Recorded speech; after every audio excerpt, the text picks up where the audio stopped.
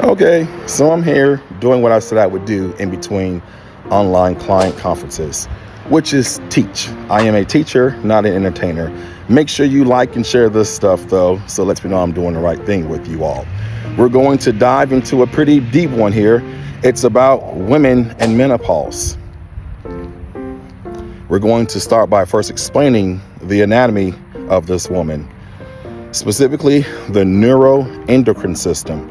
We have the unction. We constantly see the brain as perhaps sitting by itself, apart from the body. But there's actually a second part of communication in this neuroendocrine system, which is the reproductive system. So the health of your ovaries, the health of reproductive system is directly tied into the brain and vice versa. Maintaining this symbiotic relationship is what's going to help aging at this point in time here. Let's get into some details.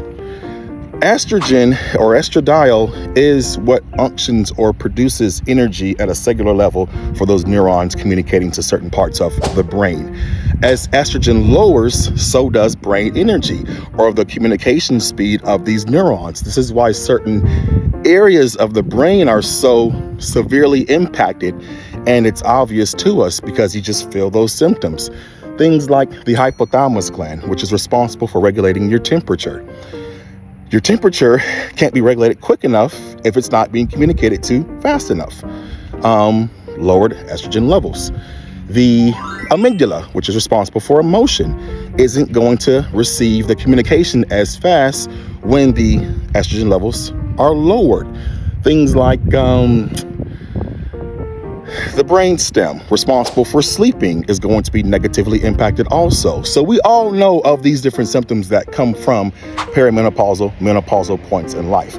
I'm not going to sit here and point out all of them, but I will be definitely unpacking more ways to help this point in time. Some of these things will be called for when it comes to having a pharmacological approach, perhaps replacement therapies or additions of hormones, and some can actually be mitigated with diet design. We'll unpack that one for sure. We can definitely control that part.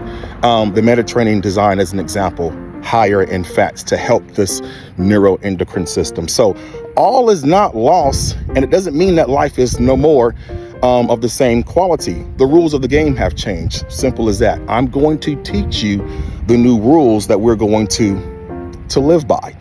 And we'll also dig into men and our hormones as well. You guys, be sure to pass this on to someone else. You gotta like, you gotta comment. Let me know what I'm doing is good. I'll keep it going, I promise you. I'm Big Ron Jones with practical advice for your real world goals.